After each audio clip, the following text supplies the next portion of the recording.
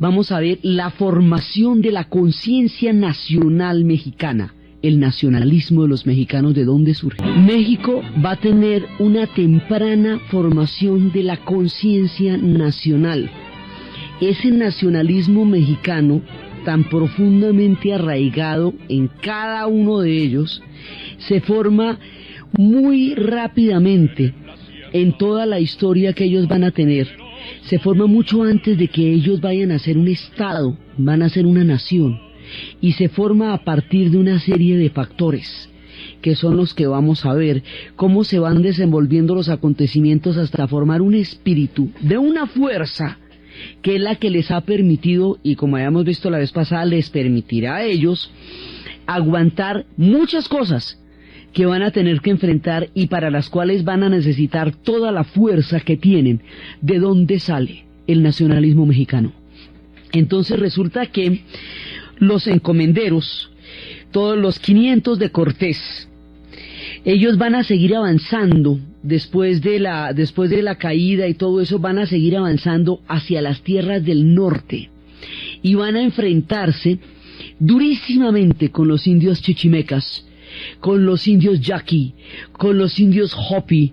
Van a tener hacia arriba, hacia formar el desierto. Esto va a llegar a ser muy grande, la expansión va a ser gigantesca.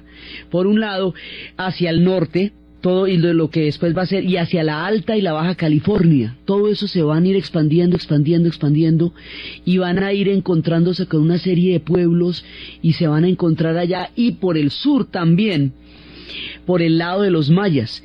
Los mayas van a dar una resistencia hasta el siglo XIX, todavía se están cascando con los mayas, de hecho los mayas la van a poner durísima.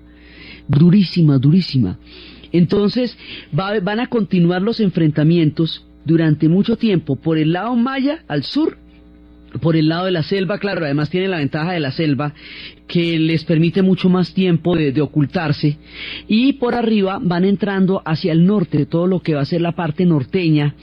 Ellos van a ir avanzando, los españoles originalmente, hasta llegar a formar un imperio de los más grandes que había en ese momento. Era solamente el único imperio más grande en ese momento que el imperio mexicano era el ruso. Era el ruso, pues digamos, la expansión del gran imperio ruso. Pero eso es una cosa impresionante lo que va a llegar a ser. Entonces, por un lado, y por el otro lado, van a seguir las enfermedades. Después va a llegar el tifo. Y al llegar el tifo, pues otra vez muere un montón de gente hasta que ya va quedando muy poquita gente. Entonces, muy pocos indígenas van a quedar en un momento dado. Solamente hasta el siglo XVIII México va a poder recuperar la población. Pero eso va a haber un momento en que la baja de la población es muy grande. Cuando la baja de la población es muy grande, cuando las enfermedades terminan de diezmar aún más a los ya muy heridos pueblos indígenas, cuando la catástrofe continúa, porque esto va a continuar, en ese momento los encomenderos pierden la fuerza de su sustento económico. ¿Quiénes son los encomenderos? Los 500 de Cortés. Los encomenderos son todos los conquistadores, toda la gente que vino y que abrió trocha y que se enfrentó y que conquistó las tierras en nombre de España. O sea, todos los, digamos, la primera cochada, todo lo que aquí sería Jiménez de Quesada, Nicolás de Federman, Jorge Robledo, todos los fundadores de ciudades, ¿sí? Y que en la novela de los pecados de Inés de Hinojosa sería Pedro Bravo de Rivera. Todos estos personajes que van a estar creando la primera oleada, pero sobre todo en México después, con la tragedia demográfica, van a verse empobrecidos porque el sustento de sus tierras, que era el trabajo de los indígenas, va a desaparecer por sustracción de materia. Los indígenas van a quedar diezmadísimos por las enfermedades. Eso los va a debilitar terriblemente porque su fuente económica deja de existir, por un lado. Por el otro lado, el imperio español es el primer imperio en la historia del mundo en ultramar, porque no existía tal cosa como ultramar. O sea, eso de que quedara un bloque continental al otro lado del océano, eso no se usaba, no se había visto nunca. En Europa, como habíamos visto, Europa, Asia y África están pegadas por la barriga del Medio Oriente. Por grande que fuera el imperio persa, no podía recorrer a caballo. Por grande que fuera el imperio otomano, pues usted de todas maneras atravesaba, era un estrecho. Pero esto de un océano, eso no se ha visto nunca.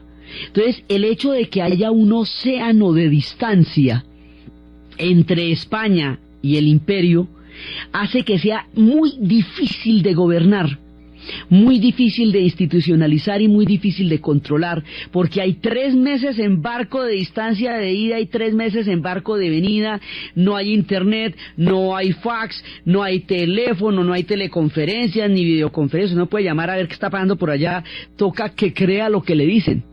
Entonces, ¿qué pasa? Hay una segunda oleada en la que España necesita institucionalizar esas tierras recién conquistadas y volverlas un imperio, o sea, crear una organización administrativa, crear imperio.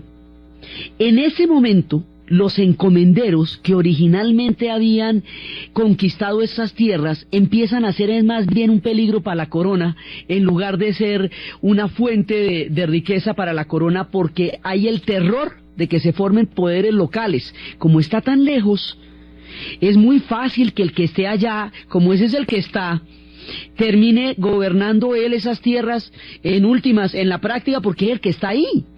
Entonces a España le entra una paranoia muy tenaz con que esos que están allá se terminen adueñando del paseo y ella pierde el control sobre esas tierras.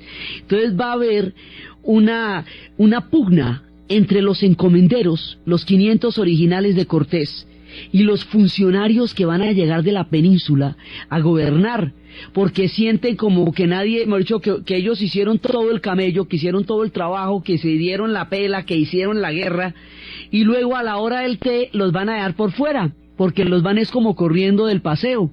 Entonces ellos empiezan a sentirse terriblemente frustrados, empiezan a sentir, los encomenderos sienten que han hecho la odisea de la vida, que mejor dicho, que lo que hicieron es colosal, que era como haber llegado a la luna en esa época, que no había hazaña comparable a la que ellos hicieron, y en lugar de sentir el agradecimiento de la corona, sienten que la corona lo que les está es tratando de quitar el reconocimiento y la honra de haber sido quienes conquistaron esas tierras para el rey de España.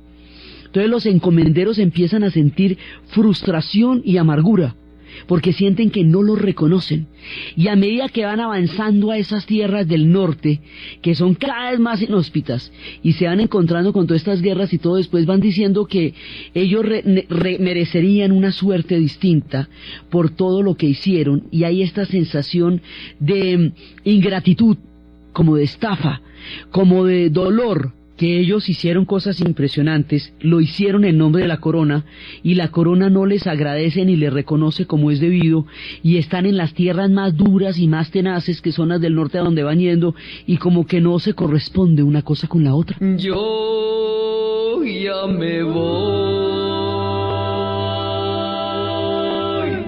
a morir a los desiertos.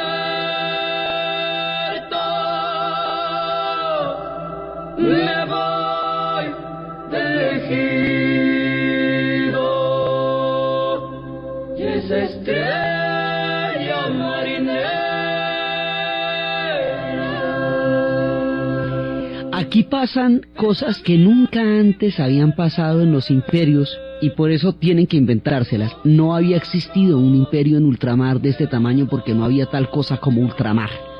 De todas maneras, o sea, un bloque continental completamente nuevo, eso es América, eso es una cosa totalmente distinta. Entonces requiere un gobierno, una institucionalidad y una manera de gobernarlo nueva que no se ha visto antes. No existe, esto también es una cosa única, en todos los imperios que ha habido hasta el español. Simplemente llegaba un pueblo hegemónico, dominaba a otro, y dominando a una serie de pueblos constituía un imperio. Esos pueblos que quedaban dominados eran pueblos que dejaban de ser hegemónicos, se convertían en provincias de ese imperio, pero siguen existiendo, solamente que una capa nueva los va a gobernar por encima. Pero nunca había pasado que se destruyeran, que desaparecieran. O sea, los romanos llegan y van conquistando y conquistando, y entonces van hasta llegar a Siria, van conquistando todas partes y todo eso, pero los demás pueblos siguen existiendo. España es parte del Imperio Romano, Líbano es parte del Imperio Romano, pero siguen existiendo los fenicios como siguen existiendo los demás. Sí, los otomanos se van a tomar todo el mundo árabe, pero los árabes siguen existiendo, siguen teniendo su religión, siguen siendo árabes. Más bien los otomanos tomaron la cultura árabe y se apropiaron de ella y tomaron su religión y continuaron sobre el colchón de la cultura árabe. Continuaron los otomanos su propio imperio y lo montaron encima, y en lugar de califatos pusieron sultanatos y ya, todo bien. Y lo mismo los romanos van a tomar la cultura griega y van a crear un imperio ya muy institucionalizado, pero fundamentalmente sobre las bases de la cultura griega. Aquí no pasa eso. El imperio que va a crear España, como hubo tanta catástrofe demográfica, como va a morir tanta gente, entonces no es que sobre el mundo como estaba usted montó otro, es que el mundo como estaba desapareció. Acuérdense la destrucción del quinto sol. Entonces así ya es muy tenaz, porque usted no puede simplemente montar sobre el otro uno, sino que le toca mezclarse con eso. Entonces es cuando la migración era exclusivamente masculina, y ellos no traían mujeres. No traían mujeres porque los proyectos no eran de crear mundos en América, sino de montar un imperio desde el cual se pudiera financiar originalmente todo lo que era la expansión en Europa. Este tipo de conquista es completamente diferente a la que van a hacer mucho más adelante los ingleses, incluso los franceses en América del Norte, porque ellos van a llegar familias completas para crear para cortar lazos con su tierra original, con Inglaterra, y crear allá una nueva utopía religiosa, más como una comunitaria, en donde ellos llegan con todo el mundo, llegan con la mamá, con la suegra, con la tía, con el perro, con todo. Entonces no necesitan a nadie, porque ahí está todo el combo. Aquí no, aquí llegan hombres solos. Entonces estos hombres solos que llegan y sobre un mundo que se deshace, un mundo que se cae, entonces estos hombres solos van a empezar a tener hijos con las indias. Y eso que es que estos conquistadores van a tener hijos con las indias, que quedaban de una cultura que había sufrido semejante hecatombe, va a dar origen a un fenómeno completamente original, nuevo y distinto, que nos explica a todos los aquí presentes y los que nos estén oyendo el mestizaje. Todos somos mestizos, porque hubo una catástrofe demográfica y hubo que volver a poblar todo con los que estaban. ¿Y quiénes eran los que estaban? Pues los sobrevivientes de la hecatombe del mundo indígena y los encomenderos. ¿Qué más hacemos? Entonces ahí se va formando un linaje, una descendencia. Esa descendencia es mestiza, y ese es el sustrato fundamental de todos nosotros. Entonces resulta que se van formando, pero a medida que la pugna entre la corona y los encomenderos se va haciendo más dura, a medida que los encomenderos empiecen a ser poco a poco despojados de su reconocimiento y de su importancia, que la movilidad social se haga cada vez más difícil, porque hay un momento en que ellos los bloquean, para que los peninsulares, o sea, vamos a llamar peninsulares a los españoles que llegan directamente de la península ibérica, y vamos a llamar a los otros criollos los que ya han nacido en las tierras mexicanas, o los encomenderos que todavía quedaban. Pero estas dos clases entran en conflicto. Los peninsulares necesitan garantizar el dominio de España sobre todas estas tierras y que no haya poderes locales, y esto se va a volver un fantasma todavía mucho más bravo cuando más adelante surja la mítica y legendaria figura de Aguirre, o la ira de Dios. Lope de Aguirre desafiará la corona y eso sí va a ser, o sea, cuando esté con toda su travesía por el Perú buscando el dorado, ahorita nos ocupamos de él, pero el fantasma es para ellos tenaz, o sea, que alguien la vaya a montar aquí, de que tiene su parche propio, no se va a poder, pero no se va a poder.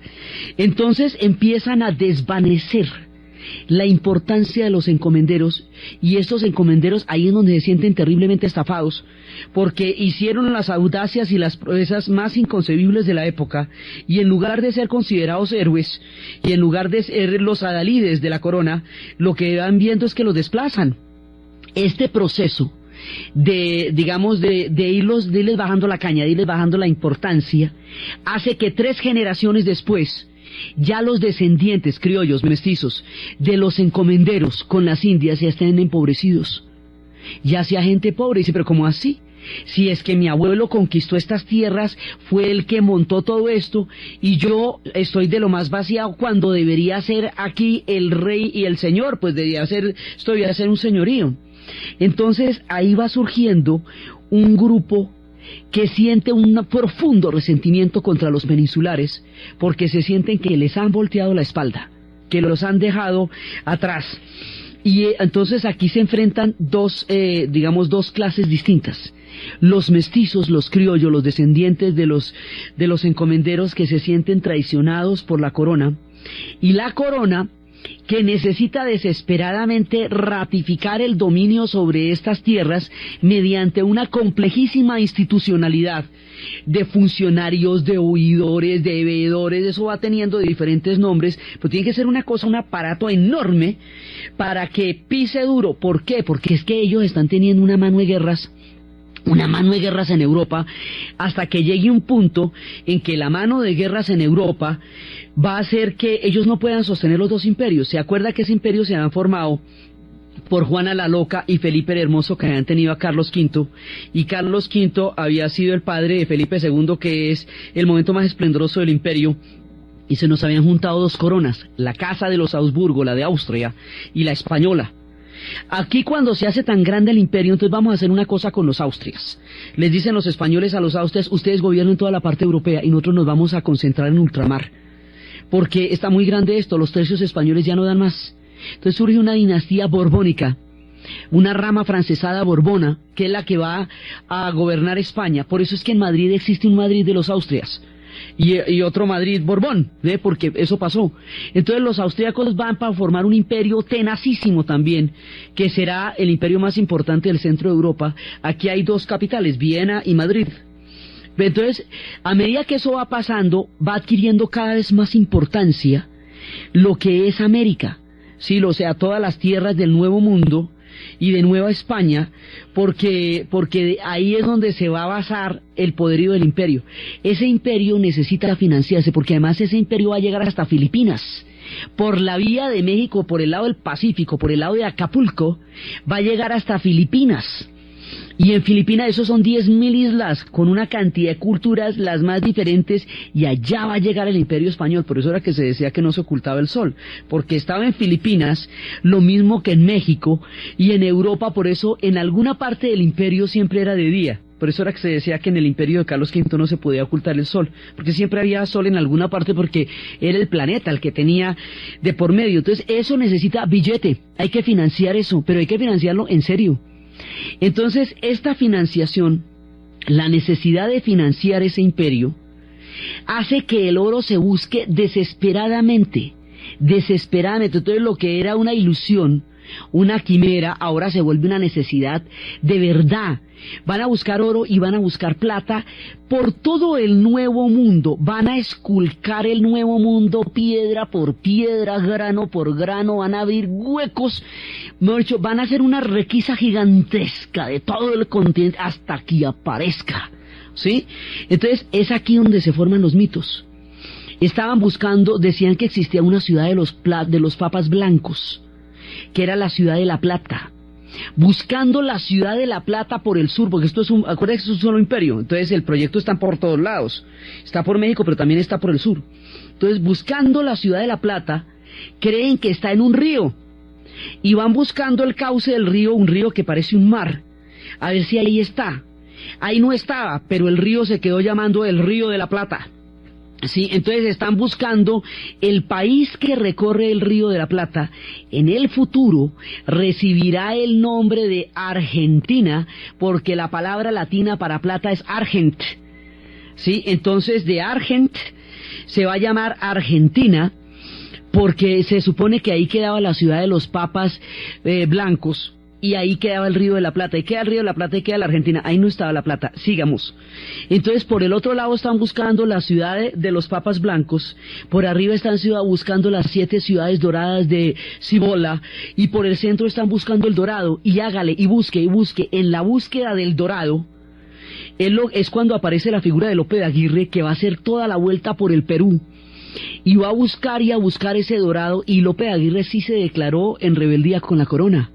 Y él se declaró señor autónomo, y él reclutó un poco de gente y fue a buscar el Dorado, y es el traidor por excelencia. Por eso él va a matar a su hija, para que ella no sea la hija de un traidor, porque tiene el estigma encima. Y hay una película tenacísima que se llama Aguirre o la ira de Dios, dirigida por Werner Herzog y protagonizada por Klaus Kinski y Natasha Kinski, donde uno suda subiendo y bajando montañas buscando ese Dorado hasta que terminan llevados por allá en la mitad del Amazonas, comidos por las ratas. No apareció el Dorado. Donde le aparezca, donde se le hubiera aparecido el Dorado a Lope de Aguirre funda un imperio autónomo y nuevo en el Nuevo Mundo, y esa es la pesadilla más tenaz.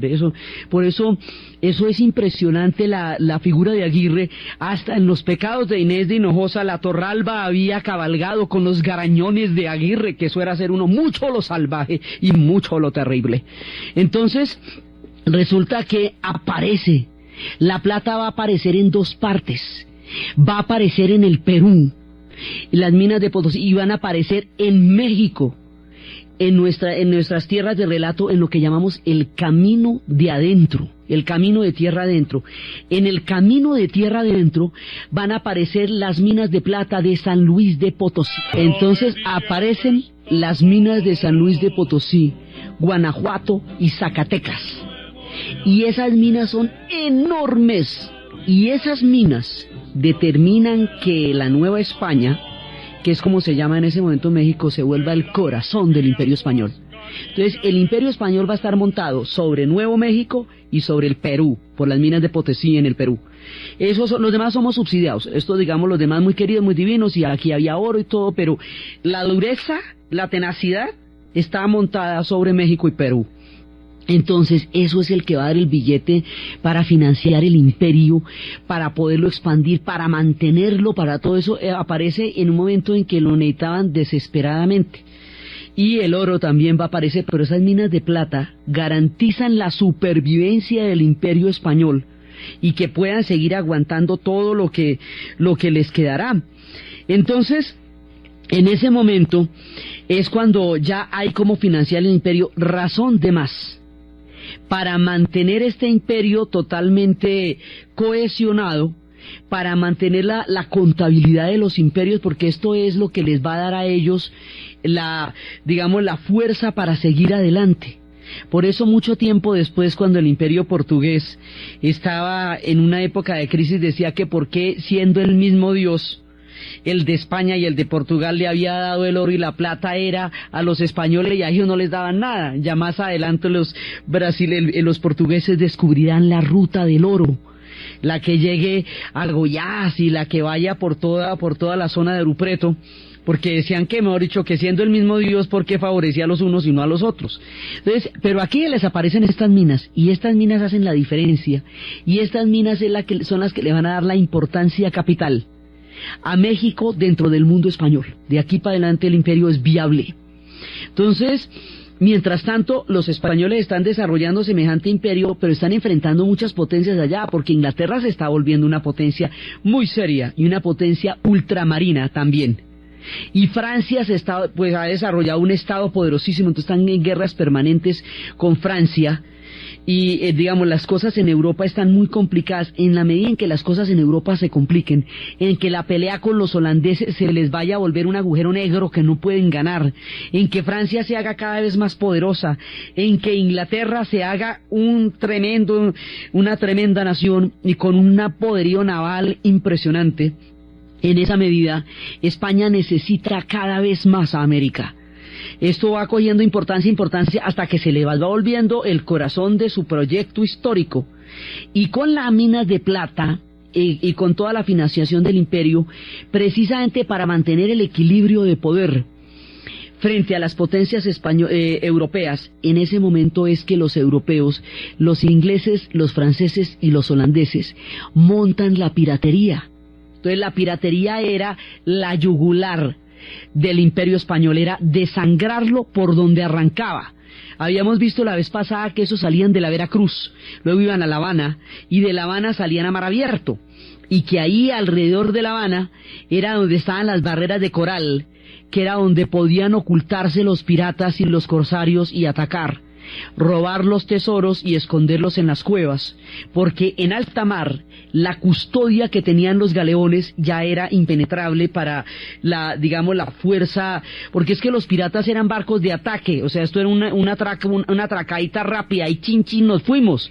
Sí, eso se puede cuando hay una barrera coralina, pero usted no puede meterse frente al custodio militar de un galeón cargado de oro y de plata que vaya para España. Entonces, los piratas, como habíamos visto la vez pasada, cumplen la función de trasladar la guerra de lo que está pasando en ese momento en Europa al Caribe, porque del Caribe es que está saliendo el oro y la plata, que son, por el Caribe salen el oro y la plata, que financian el Imperio Español y van saliendo efectivamente de México y Perú. Entonces está pasando todo esto y al mismo tiempo hay una sensación de desolación, de catástrofe, de no reconocimiento, el hecho de que los hijos de los encomenderos se encuentren en una situación tan triste, tan desvalida, y esta sensación también del mundo indígena, de la catástrofe que ha vivido, y todo eso hacen que se recupere. Este es uno de los fundamentos importantísimos del nacionalismo mexicano, hace la diferencia entre la fortaleza de ellos. En ese momento empieza a reivindicarse el pasado indígena, empiezan a mostrar esto era una gran nación, y el punto que va a identificar el pasado indígena, digamos lo que va a unir los mundos, es un símbolo que uno no se imagina la fuerza que tiene. La vez pasada estábamos hablando de la figura de la guadalupana. Entonces resulta que habíamos dicho que la Virgen de Guadalupe se apareció en España.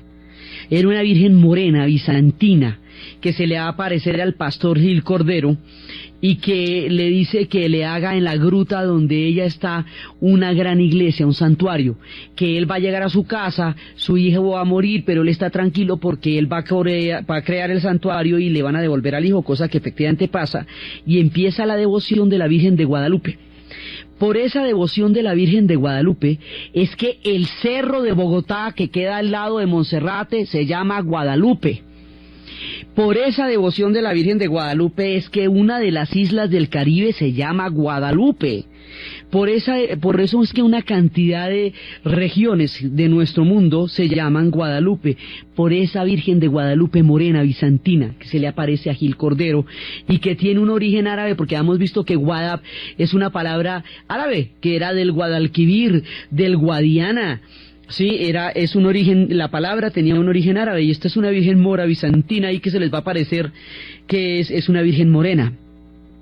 Ese culto, trasladado al Nuevo Mundo, va a tener unas connotaciones muy diferentes, porque es que a Juan Diego, un indígena, habíamos visto que en el monte de Tepeyac, el monte de Tepeyac es un lugar sagrado para el mundo indígena.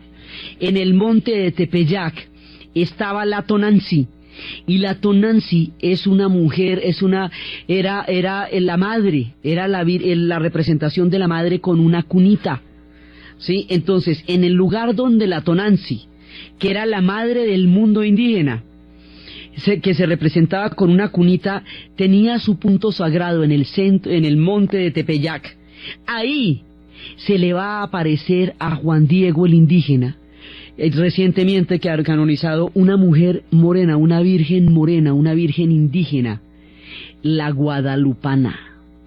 La aparición de la guadalupana, a la que le van a hacer un gran santuario, le da al mundo indígena un culto propio, un culto suyo, suyo de ellos, que no viene, si bien la referencia viene de allá, esta es una Virgen del Nuevo Mundo. Entonces, con la Virgen del Nuevo Mundo, con la conversión de Santo Tomás y Quetzalcóatl, o sea que el mensaje de Jesús sí había llegado a las tierras, pero se había desvirtuado y después se había vuelto a conseguir. Ahí se va formando una identidad histórica, porque tanto los encomenderos, los descendientes de los encomenderos, este mundo mestizo, como los indígenas que en ese momento quedan, son católicos. Todo el mundo es católico aquí, los peninsulares también son católicos. Los peninsulares creen en su Guadalupe, sospechan del culto de la guadalupana, pero mucho tiempo después lo aceptarán, pero aquí todo el mundo es católico. Entonces el catolicismo le va dando un factor de cohesión histórica a la formación de la futura nación mexicana desde un punto de vista muy importante, pero el culto de la guadalupana le va a dar la identidad. Entonces, a partir del culto de la guadalupana, a partir de establecer la conversión entre Quetzalcóatl y Santo Tomás, y a partir del hecho de que, si bien en la milicia y en la política los descendientes de los encomenderos no van a tener una movilidad social, donde sí van a tener una movilidad social, donde sí van a ser importantes es en el clero, entre los franciscanos, entre los dominicos, entre los jesuitas. Los sacerdotes van a ser mexicanos, los sacerdotes van a ser mestizos, y la guadalupana va a ser su señora patrona, su madrecita.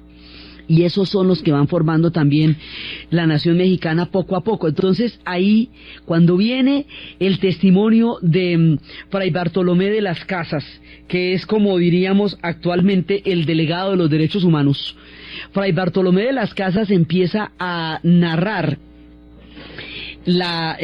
toda la tragedia demográfica del pueblo indígena, no solamente como una tragedia demográfica en términos de cómo las enfermedades diezmaron todo el antiguo imperio, sino como un genocidio.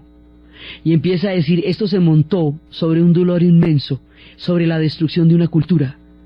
Y empieza a haber un sentimiento profundo de nostalgia por un mundo perdido, que ahora se puede ver desde la guadalupana, que es lo que entronca la fe de los antiguos dioses a través de la Tonanzi con la figura católica de la guadalupana. La guadalupana va a ser un símbolo religioso, un factor de cohesión e identidad histórica, y más adelante va a ser un estandarte político. La guadalupana es la piedra angular de la identidad mexicana. La guadalupana, por un lado, y empezamos a recuperar la herencia indígena, y aquí es donde marcan la diferencia los mexicanos. Los mexicanos empiezan, o sea, toda esta gente que ya está en el Nuevo Mundo y que nació allá, esta gente empieza a recuperar la herencia indígena como una herencia enorme. Entonces se ven ismóticos, nosotros no somos los muertos de hambre de la tercera generación de encomenderos, no, nosotros somos los herederos de un imperio, porque sus madres son indígenas. Todas las madres de aquí son indígenas, las mujeres son del Nuevo Mundo. En la capa de los peninsulares que vienen a gobernar desde España, esos se casan con mujeres españolas, que se las traen de allá o que van hasta allá a casarse con ellas. Pero la gente que ha hecho el mestizaje aquí, que están haciendo ahora, sus madres formaban parte de ese antiguo imperio. Entonces se sienten herederos de un imperio indígena enorme, colosal, entonces que no eran ningunos salvajes, como en ese momento esbozaban algunas tendencias del discurso de la Ilustración europea, que los veían como salvajes, que no eran, que lo que eran era un imperio de raca mandaca, un imperio tremendo, un imperio poderoso, y empiezan a sentir el profundo orgullo por el mundo indígena. El reconocimiento del orgullo del mundo indígena, la sensación de pertenecer con toda dignidad al mundo indígena, es lo que hace de los mexicanos la fuerza de la nación que son. O sea, ellos son poderosos porque son capaces de reconocer esta herencia. Los pueblos que no reconocieron esa herencia quedaron fracturados de su propio pasado, rotos por dentro, y perdieron la fuerza que da ese mundo indígena. Y esa es la diferencia entre los unos y los otros, que ellos son mexicanos, indígenas, aztecas, ¿sí? Y que por eso es que es tan importante escuchar las voces del mundo indígena, porque ahí está el secreto de la fuerza de una nación. Comprueban eso los mexicanos. Entonces, los mexicanos van a tener esto, y eso les va a dar un pasado, porque es que eso es distinto. Creer usted que apareció a partir del momento en que un imperio se afincó en sus tierras, a decir, venimos de más de 3000 años de historia. Venimos de los tiempos del águila, del nopal, de Quetzalcóatl, venimos de muy atrás, somos muy antiguos y hemos trasegado este país mucho tiempo. Eso les va a dar el orgullo para pisar esa tierra con todo honor. Entonces, aquí, esta identidad indígena se expresa en el águila y el nopal. Por eso el de San Luis de Potosí nos dice donde el águila y el nopal, y la enseña nacional. Entonces está el emblema de los aztecas, el águila y el nopal. La Virgen de Guadalupe como la señora que acoge. Habíamos hablado la vez pasada de cómo suplanta al personaje de la Malinche, porque el personaje de la Malinche tenía el sabor amargo de una traición. La guadalupana es autóctona, es de la nueva tierra, y la guadalupana acoge y es una madre protectora, en un tiempo de sanación cuando habían pasado tantos cataclismos. Entonces la guadalupana articula el mundo mestizo con el mundo indígena alrededor de un solo culto, y eso de articular este mundo mestizo que viene de los descendientes de los encomenderos y las mujeres indias con los indios que sobrevivieron alrededor de la Guadalupe, es lo que forma una nación ahí. Todavía no son un estado, pero ya son una nación. Entonces es el mundo indígena, el águila y el nopal, el Día de los Muertos que viene de los mayas, y la ceremonia de la guadalupana, lo que va formando la conciencia de identidad histórica. Entonces ellos tienen una formación muy temprana, son una nación más bien pronto, antes de ser un estado son una nación. Y el odio al mundo español, al mundo peninsular, a quienes ellos llamaban gachupines.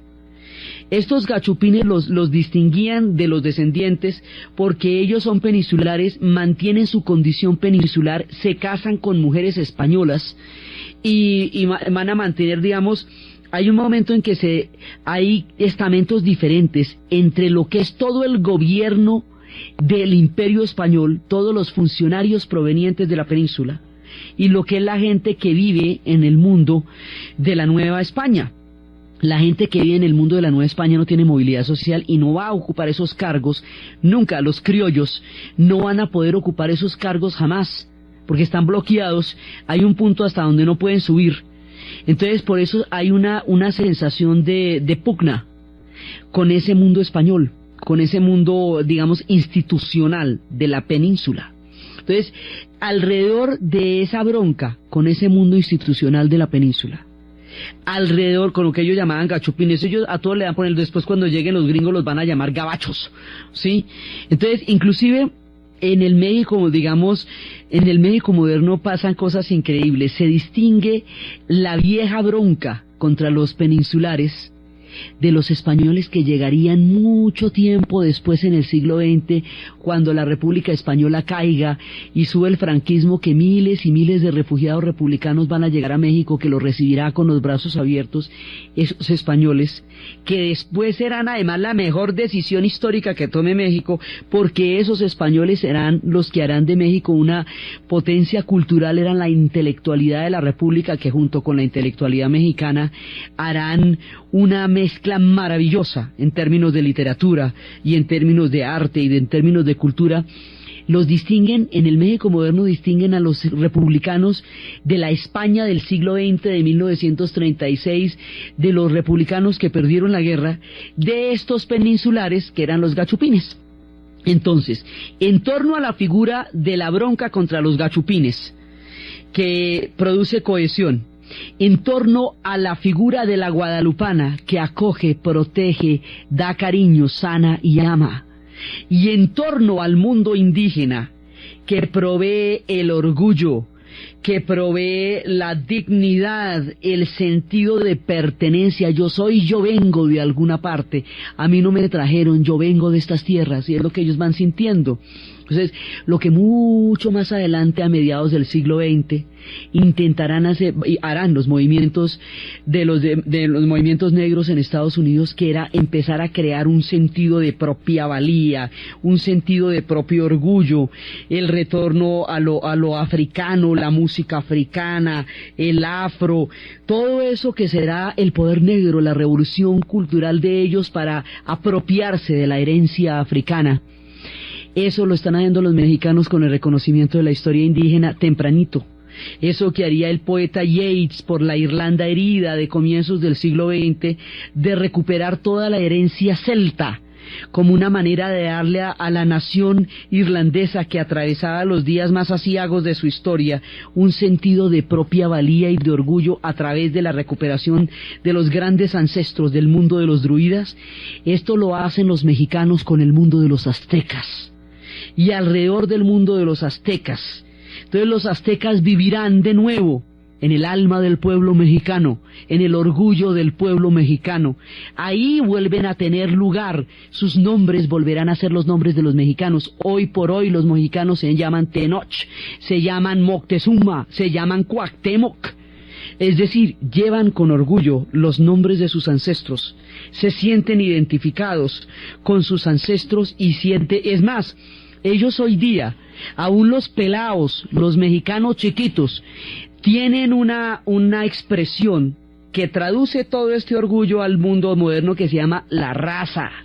Eso quiere decir la raza. Todo esto, por ejemplo, un gran concierto de rock que hicieron hace unos pocos años se llamaba De la raza para la raza. Sí, ellos son la raza. Entonces de ahí sacan el sentido de propia valía. Los pueblos necesitan un sentido de propia valía para constituirse como naciones, un reconocimiento de un pasado para sentirse orgullosos. Eso es lo que hacen los estados. Las naciones se forman de una serie de imaginarios que producen afecto, orgullo, dignidad y sentido de la propia valía. Y eso es lo que va a pasar con el mundo indígena. Por eso es que su bandera es el águila y el nopal. Por eso es que su fiesta más importante es la fiesta de la Guadalupana, la del 12, y por eso es que el Día de los Muertos es el día que cohesiona a todo México para ir a hablar con los antepasados, que es un culto eminentemente maya, profundamente maya. En el Día de los Muertos sobreviven los mayas en el México actual. En el águila y el nopal y en los nombres sobreviven los aztecas, en los mexicanos actual, y en la Virgen de Guadalupe, en la guadalupana, específicamente la guadalupana, sobrevive el mundo católico que cohesionó el espíritu del nuevo cosmos, de un pueblo que había sufrido la hecatombe. Ahí fundan los mexicanos su nacionalismo. Ya fundado su nacionalismo, más adelante van a formar un estado, o sea, pues ya son una nación. Y después van a ser un estado, pero para ser un estado tienen que dejar de ser parte del imperio español, porque siendo parte de un imperio, ellos no van a poder ser un estado. Ese proceso se va a dar, el proceso de la ruptura, como son los sacerdotes, los verdaderos mestizos, los que van a estar, digamos, creando la intelectualidad y el pensamiento también.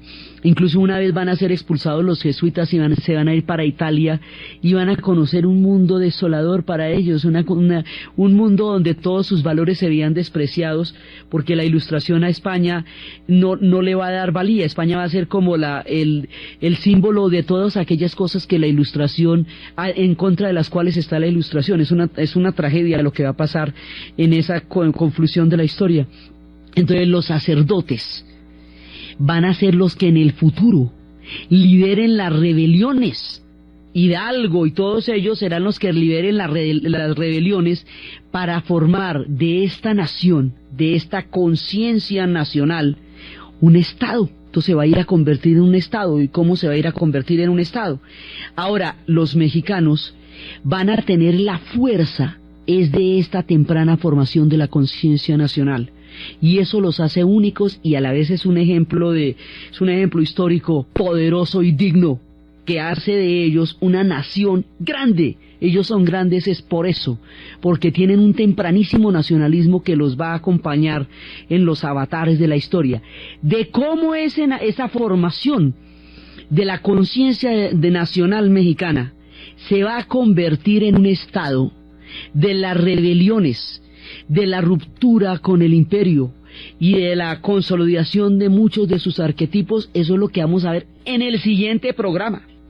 Entonces, desde las tierras del norte, desde la lucha de los chichimecas, desde los pueblos Hopi y los pueblos que quedan allende los desiertos, desde las historias de una nueva generación de pueblos que se van formando entre los hijos de los encomenderos y las mujeres indias de la tierra, desde la poderosa, misteriosa e impresionante presencia de la guadalupana, desde el orgullo de los aztecas y desde la confusión y desde la cantidad de factores que van armando un mundo nuevo como nunca se había visto.